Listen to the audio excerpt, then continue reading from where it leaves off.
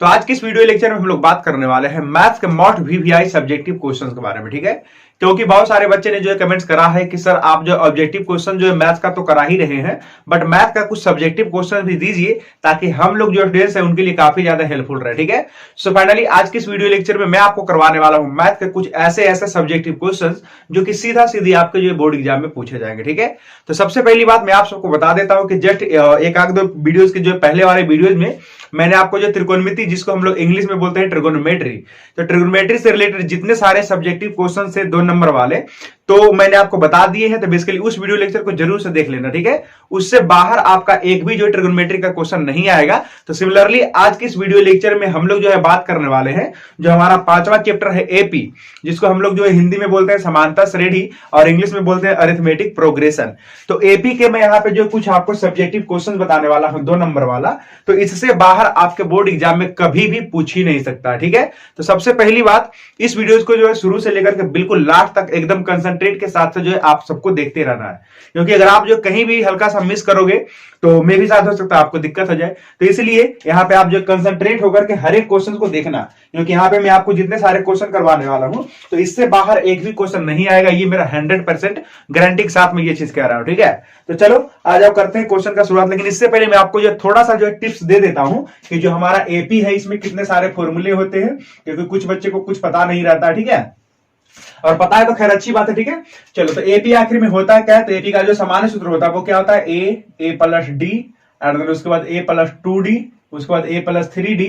ठीक है, और इसी तरीके से जो हमारा चलता जाता है। ठीक है, तो प्रथम पद यानी इसको बोलते हैं प्रथम पद। ठीक है जी, और इसको बोलते हैं द्वितीय पद, इसको बोलते हैं तृतीय, एंड देन इसको चतुर्थ पद। ठीक है, तो आप देख रहे होंगे कि अगर ये प्रथम पद है तो इसको हम लोग लिखते हैं T1 और इसको हम लोग लिखते हैं T2 एंड देन इसको लिखते हैं T3। ये तो चीज जो है सबको पता होगा। ठीक है, और देन ये हो गया T4। इसी तरीके से आगे बढ़ते जाएंगे और लास्ट वाला पद को बोलते हैं Tn। ठीक है, तो सोचो जरा ध्यान से यहाँ पे कि T4 था तो a प्लस 3d हो गया, T3 है तो a प्लस 2d, यानी कि a लिखने के बाद जितना रहता है उसमें से एक d कम रहता है। जैसे देखो अगर मैं लिखूंगा T3 तो क्या लिखा हुआ है, a और प्लस में 2d लिखा हुआ है, यानी T3 है ना तो यहाँ पे a करके 2d है। अगर इसी तरीके से मैं लिख दूं T6 तो क्या लिखेंगे, a करके प्लस में 5d। तो इसी तरीके से अगर मैं कह रहा हूं कि Tn है तो इसका मतलब क्या है, a प्लस लिख करके यहाँ पे जितना रहेगा उसमें एक घटा करके d कर देंगे, यानी n माइनस 1 इंटू डी। तो ये बेसिकली आपका पहला फॉर्मूला हो गया कि Tn बराबर a plus n minus 1 into D. ठीक है जी, सबको याद होगा। उसके बाद हम लोग सार्वंतर का इक्वल निकालते हैं, तो सार्वंतर जिसको हम लोग बोलते हैं डी, तो कैसे निकालते हैं, T2 माइनस T1। ठीक है, तो ये सब फॉर्मूला जो आपको याद होना चाहिए एपी के अंदर। और साथ ही साथ आपका जो एक एसएन का फॉर्मूला हो जाता है, एसएन बराबर ny2 into 2a plus n minus 1 into D, लगातार n पदों का योग। ठीक है, अगर शुरू से लेकर के लास्ट nवां पद का आप जोड़ना चाहते हैं तो इस फॉर्मूला से जोड़ना होगा। ठीक है, अच्छा इसका एक और फॉर्मूला है कि ny2 into a plus tn, इस तरीके से भी जो हम लोग कैलकुलेट कर सकते हैं। ठीक है, अच्छा एक और फॉर्मूला है जो कि काफी ज्यादा इंपोर्टेंट है, tn बराबर होता है sn माइनस sn माइनस 1। ठीक है, तो यही 3-4 फॉर्मूले हैं एपी में जो कि लगातार यूज किए जाते हैं। तो बस इस सब का जो है आप ध्यान रखना, बाकी के क्वेश्चन तो जो फोड़ ही देंगे। ठीक है, तो आइए इसको मैं मिटाता हूं एंड देन हम लोग फटाक से करते हैं क्वेश्चन। देखो आपके स्क्रीन पे जो क्वेश्चन शो हो रहा होगा, तो देखो क्वेश्चन को ध्यान से पढ़ो एंड देन मुझे जल्दी से कमेंट सेक्शन करके जो है बताइए कि कितने सारे स्टूडेंट्स को लगता है कि यस सर मैं इस क्वेश्चन को बना सकता हूं। ठीक है, तो जल्दी से सारे बच्चे जो कमेंट सेक्शन में भर दीजिए, जिनसे हो पाएगा जल्दी से भर दीजिए कमेंट सेक्शन में। और कैसे बनाना है, कैसे फुल में से फुल मार्क्स लेकर के आना है, वो भी चीज जो मैं अभी आपको सिखाने वाला हूं। ठीक है, तो सबसे पहली बात ये जो क्वेश्चन है, ये क्वेश्चन में क्या कहना चाह रहा है देखना तो जरा। तो क्वेश्चन में कह रहा है कि समांतर श्रेणी, तो श्रेणी कितना है, 1 4 7 10, 1 4 7 एंड देन 10 डॉट डॉट, और पूछ रहे हैं कि इतना के 18वें पद का मान ज्ञात करें, इतना के 18वें पद। ठीक है, तो सोचो ये हमारा एपी है। ठीक है जी, ये हमारा एपी है, तो इस एपी का 18वां पद क्या होगा ये चीज आपको पूछ रहा है। जैसे कि इस एपी का पहला पद 1 है, दूसरा पद 4 है, तीसरा पद 7 है, चौथा पद 10 है, तो इसी तरीके से इसका जो 18वां पद होगा वो क्या होगा। ठीक है जी, तो पहली बात इस एपी में मैं लिख दूंगा कि चूंकि दिया हुआ है कि ठीक है ए बराबर कितना 1 एंड देन डी, तो डी क्या होता है, सार्वंतर। तो सार्वंतर कैसे निकालते हैं, T2 माइनस T1, यानी अगला पद माइनस पिछला पद। तो ये काम करो, 4 में से 1 घटा लो, या तो 7 में से 4 घटा लो, या तो फिर 10 में से 7 घटा लो, एक ही बात है। ठीक है, तो चलो 4 में से अगर 1 को घटा लेंगे तो कितना हो जाएगा, 3, यानी इस एपी का सार्वंतर जो है 3 है। ओके, अब इसको चाहिए 18वां पद, तो 18वां पद को हम लोग कैसे लिखते हैं, T18 से, ठीक है। तो T18 है तो यानी कि क्या इस T18 को मैं लिख दूं A+17D, बिल्कुल। और A के जगह पे कितना है जी, तो A के जगह पे 1 है, और देन 17, और D के जगह पे मैं कितना लिख सकता हूँ, 3। ओके, तो 1 17 का 17 34 17 51 और प्लस 1 हो गया 52, यानी इस एपी का जो 18वां पद है वो 52 होगा। क्लियर है सारे बच्चों को। तो ये हो गया पहला सवाल जो कि आपसे पूछ सकता है किसी एपी का इतनामा पद जो है ज्ञात करे। कोई जरूरी नहीं है कि 18वां पद पूछेगा, कुछ भी हो सकता है। मतलब पहला टाइप तो इस टाइप का हो गया कि हाँ एक इस तरीके से क्वेश्चन बनता है जो कि एग्जाम में आपसे पूछे जा सकते हैं। क्लियर हुआ सबको ना। आगे बढ़ते हैं सेकंड क्वेश्चन की तरफ। तो देखो आपके स्क्रीन पे जो क्वेश्चन शो हो रहा होगा उसको पढ़ो, एंड देन इस क्वेश्चन को कैसे बनाना है तो देखो जरा ध्यान से, ट्राई करो, मे भी शायद हो जाए सारे एविडेंस से, ठीक है। तो देखते हैं नेक्स्ट क्वेश्चन में क्या कर रहा है, 1 सेकेंड। हाँ, तो देखो ये भी काफी शानदार क्वेश्चन है, और इस टाइप का क्वेश्चन जो है ना एकदम हमेशा फिक्स्ड है, एकदम हमेशा फिक्स्ड है। कह रहा है 3 8 13, 3 8 13 18 23 डॉट डॉट डॉट, ठीक है। तो इसमें कह रहा है कि कौन सा पद, इसका जो है कौन सा पद 78 है, ठीक है जी। तब आप सोचो कि इसके पहले वो पता है क्या पूछा था कि 18वां पद क्या है, यही पूछा था ना इसके पहले। बट ये अभी ये कह रहा है कि ये जो आप एपी लिख रहे हो तो इस एपी में कौन सा पद 78 है, यानी कि जैसे देखो ये बढ़ा रहे हैं तो बढ़ाते बढ़ाते कहीं पे तो 78 आएगा ना। तो पूछ रहा है कि जैसे देखो पहला दूसरा तीसरा चौथा, तो चौथा पद में यानी T4 में 18 है, तो कह रहा है कि कैमा पद में 78 हमको मिलेगा, यही चीज जो है वो पूछ रहा है, ठीक है जी। तो एक काम करता है इस क्वेश्चन में मैं मान लेता हूं कि इस एपी का यनवा पद 78 है। अब मुझे क्या पता कि कैमा पद 78 है, तो मैं इस चीज को मान लूंगा, ठीक है। तो यहां से लिख देना सबको कि माना कि इस एपी का यनवा पद, कौन सा पद, यनवा पद 78 है। एनवा पद करने का मतलब है कि Tn बराबर 78 है। क्लियर है सबको। और साथ ही साथ ए और डी तो खरीद दिया हुआ है, ए बराबर कितना है 3, डी बराबर कितना है 8 में से 3 घटा लेंगे यानी 5, ठीक है। अब देखो अभी अभी मैंने एक जस्ट फॉर्मूला आपको बताया था कि Tn बराबर क्या होता है, तो Tn बराबर सारे बच्चे जो कमेंट सेक्शन में भर दीजिए फटाक से। तो चूंकि यहाँ पे मैं लिख सकता हूँ कि Tn बराबर दिया हुआ कितना, a plus n minus 1 into D, ये फॉर्मूला हो गया। और Tn की जगह पे कितना दिया हुआ है 78, a के जगह पे कितना है जी 3, और n minus 1, and then D के जगह पे कितना है, तो डी के जगह पे बेसिकली हमारा यहाँ पे चेक कर लिया जाए 5 है, ठीक है जी। इस 3 को इधर ला दिया जाए तो 78 में से 3 घटेगा तो कितना जाएगा 75। ओके, ये हो गया 75, और इधर गुना में है तो इधर आएगा तो भागा में, और बराबर n माइनस 1, 25 दिया 75 हो गया, तो n बराबर कितना हो गया 25 और 1 26 हो गया, ठीक है। यानी कि इस एपी का 26वां पद जो है वो 78 होगा। क्लियर है सारे बच्चे को। अगर किसी को डाउट है ना तो अभी मैं आपको बताता हूं 26वां पद कितना है जी 78 है। नहीं विश्वास है तो देख लो, 26वां पद आप निकाल लो, यानी कि a प्लस 25d, ठीक है जी। a कहने का मतलब कितना है 3 प्लस 25, और d कहने का मतलब कितना था तो 5 था, ठीक है। तो 25 दिया 75 और 3 78, तो 26वां पद में 78 है कि नहीं ये मैंने आपको चेक करके दिखा दिया। क्लियर है सारे बच्चों को। आगे बढ़ते हैं। तो देखो अगला वाला जो क्वेश्चन है वो क्या कह रहा है। ओके, तो अगला जो क्वेश्चन है कह रहा है यदि किसी एपी के तीसरे और 9वें पद, तीसरा पद और 9वें पद, तीसरा पद 4 है और 9वां पद -8 है, ठीक है जी। तो और क्या कह रहा है कि इसका कौन सा पद शून्य होगा। अच्छा जी, क्वेश्चन काफी शानदार है, और इस टाइप के भी जो एक हमेशा क्वेश्चन आता है, ठीक है। तो इस टाइप के जो 5 नंबर में भी जो क्वेश्चन आ सकते हैं, कोई जरूरी नहीं है, ठीक है। थोड़ा सा और जो लंबा कैलकुलेशन वाला क्वेश्चन देगा और वो 5 नंबर में भी पूछ सकता है, तो इसलिए इसको ध्यान से देखें।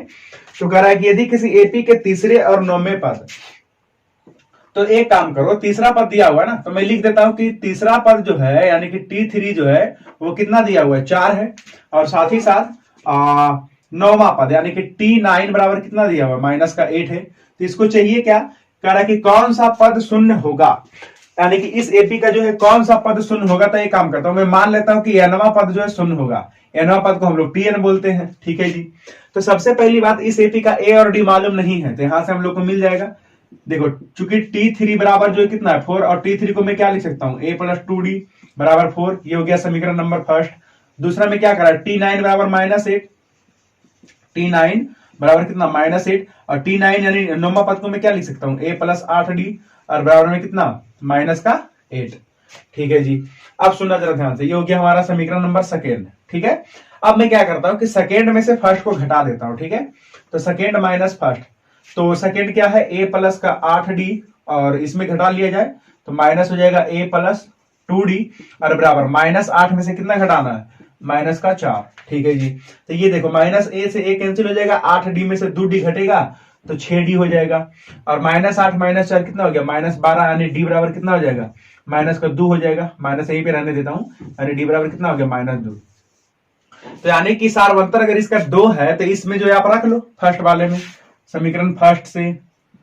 तो फर्स्ट क्या है, a + 2d बराबर 4, a + 2d बराबर 4, और यहाँ पे d के जगह पे मैं -2 रखूंगा, यानी a + 2d के जगह पे -2 बराबर कितना 4। तो माइनस का 4 हो गया, उधर जाएगा तो +4, यानी कि 4 + 4 यानी कि 8, यानी कि इस एपी का प्रथम पद 8 है, और जो इसका सारवंतर है वो -2 है।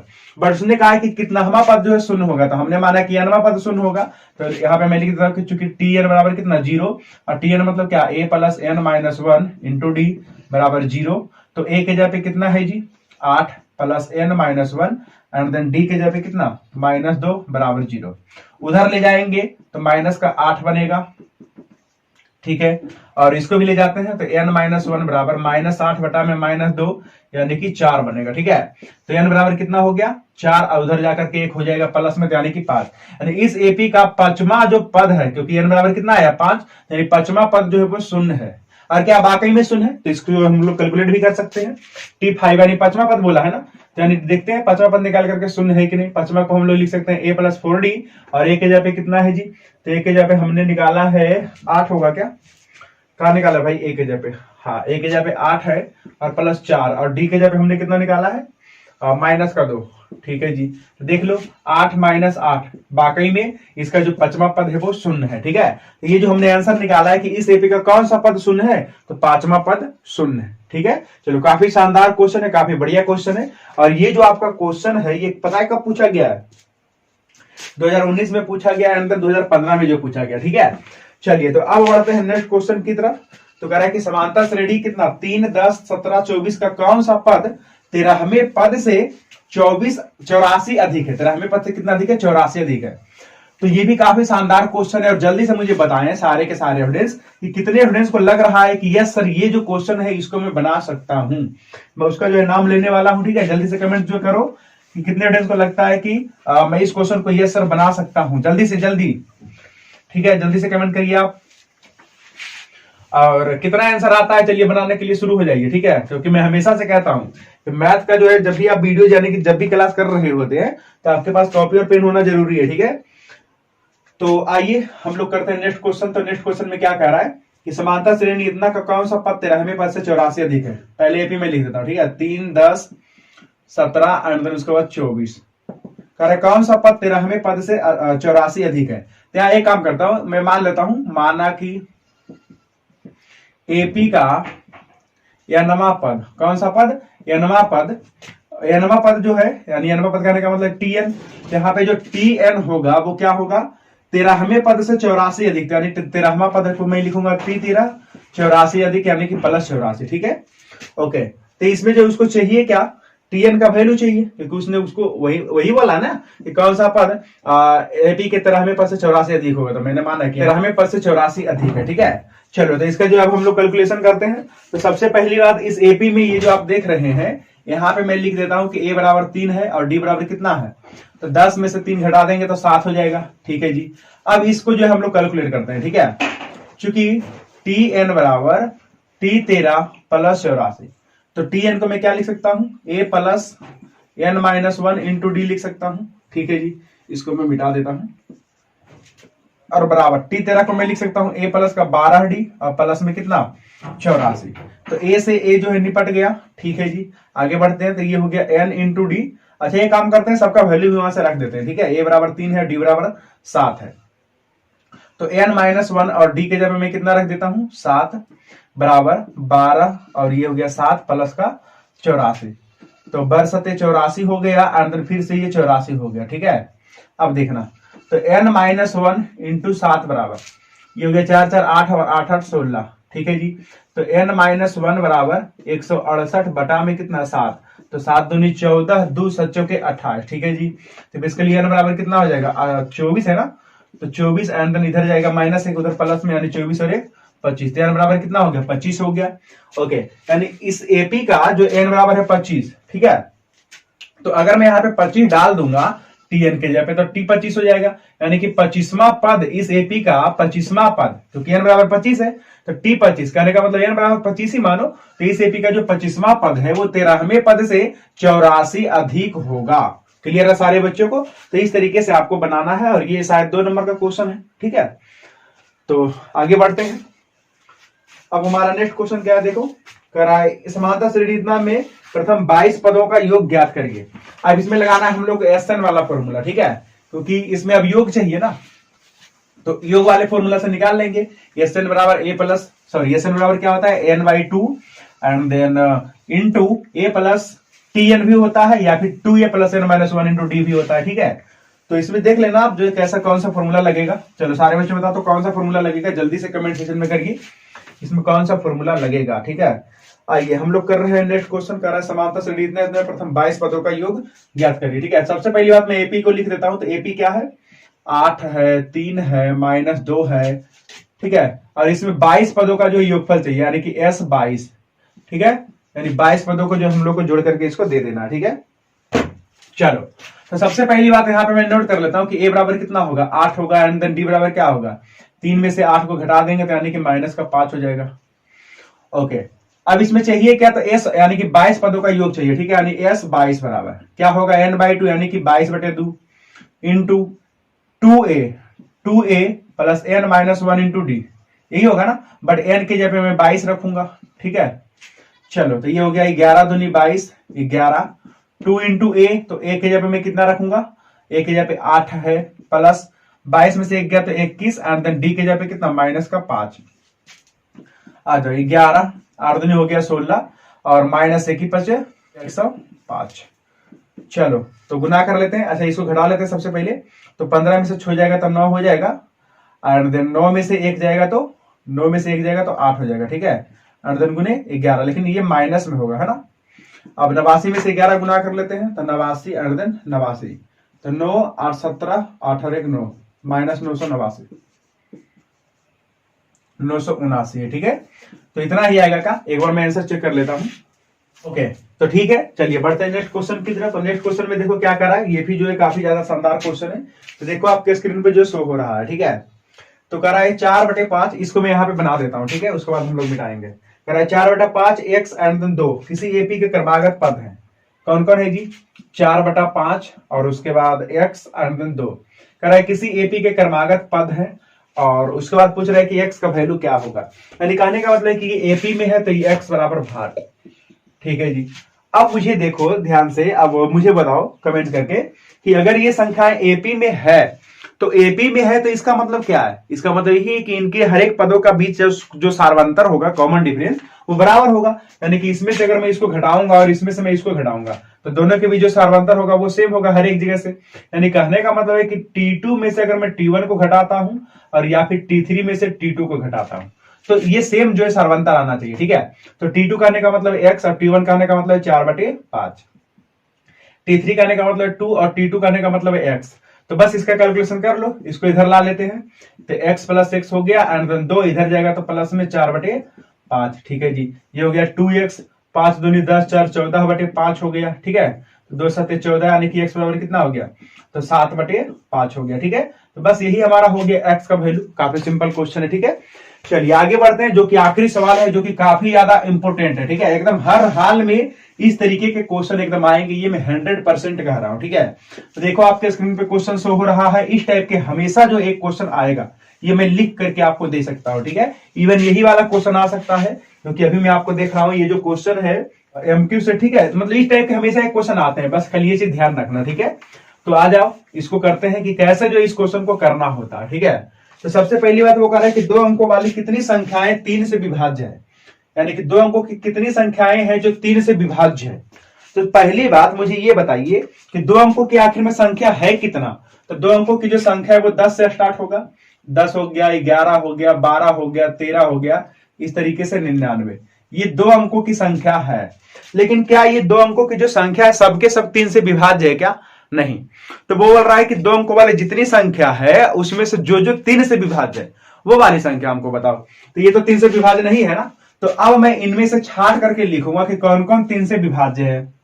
तो देखना 3 से विभाज्य 3 से विभाज्य 2 अंकों की संख्या, 2 अंकों की संख्या कौन कौन हो जाएगा? 11 में तो 3 से भाग लगता नहीं है, 10 में नहीं लगता है, 11 में भी नहीं लगता, ठीक है, 12 में लगता है, यानी 12 से स्टार्ट होगा और 12 में से 3 बढ़ा लो तो 13 में नहीं लगता है, 14 में नहीं लगता, डायरेक्ट 15 में लगता है, ठीक है। उसके बाद 18 में लगेगा। इस तरीके से बढ़ते बढ़ते बाकी के और में भी लगेंगे, ठीक है, 3 से भागा। लेकिन लास्ट में अगर हम देखें तो ये 99 में 3 से भागा लगेगा क्या? तो बिल्कुल लगेगा। यानी ये सब जो संख्याएं हैं इन सब में 3 से भागा लगता है। और ये बेसिकली एपी में है, इस एपी का प्रथम पद 12 है और सार्वंतर कितना है? तो 3 है, ठीक है। और एनवा पद यानी कि टीएन बराबर कितना हो गया? 99। तो बस फॉर्मूला लगा लो, उसके बाद आंसर मिल जाएगा। चूंकि टीएन बराबर क्या है? तो 99 है और टीएन बराबर होता है क्या है? A plus N minus 1 into d और बराबर में कितना? 99। ए के जगह पे कितना है जी? 12 plus N minus 1 and then D के जगह पे कितना? 3 बराबर में कितना? 99। तो 12 उधर ले जाकर के घटा देते हैं, यानी कि एन माइनस 1 इंटू 3। 99 में से 12 घटा दिया जाए, 99 माइनस 12, तो 9 में से 2 गया तो 7, 9 में से 1 गया तो 8, ठीक है जी। अब यहाँ पे आते हैं, तो एन माइनस 1 इंटू 3 बराबर, तो ये हो गया 87 और भागा दे देते हैं 3 से इधर हटा करके। क्लियर है सारे बच्चों को? तो 3 दूनी 6 हो गया, 3 नंबर 27 हो गया। तो एन बराबर कितना हो गया? 29 प्लस 1 यानी कि 30, क्योंकि उधर जाएगा तो प्लस 1, ठीक है। तो यानी एन बराबर जो 30 आया है, तो टोटल 2 अंकों वाली संख्या जो है 30 ठो है जो 3 से विभाज्य है, ठीक है जी। तो इस टाइप के हमेशा एक क्वेश्चन आएंगे, ये मैं आपको लिख करके दे सकता हूं। तो इसलिए इस वीडियोस को, इसमें मैं जितने सारे क्वेश्चन बताया हूं ना, काफी अच्छे तरीके वाले क्वेश्चन है, तो सबको जो एक बार आप जो जरूर से ट्राई कर लेना, ठीक है। और हर एक क्वेश्चन को आप जो खुद से बना लेना, ठीक है। तो बस आज की इस वीडियो लेक्चर में बस इतना ही रखेंगे। एपी के जितने सारे क्वेश्चन जो है पूछे जा सकते थे एग्जाम में, मैंने आपको बता दिया है, तो इसका जो प्रिपरेशन आप अच्छे तरीके से कर लेना, ठीक है। तो चलो, अगर वीडियो आपको अच्छा लगा तो वीडियो को कर दीजिए लाइक, एंड अगर आप इस चैनल पर नए होंगे तो चैनल को कर दीजिएगा सब्सक्राइब, ठीक है। तो मैं मिलूंगा स्टूडेंट्स आपसे नेक्स्ट वाले क्लास में, तब तक के लिए thank you, bye all the best, धन्यवाद।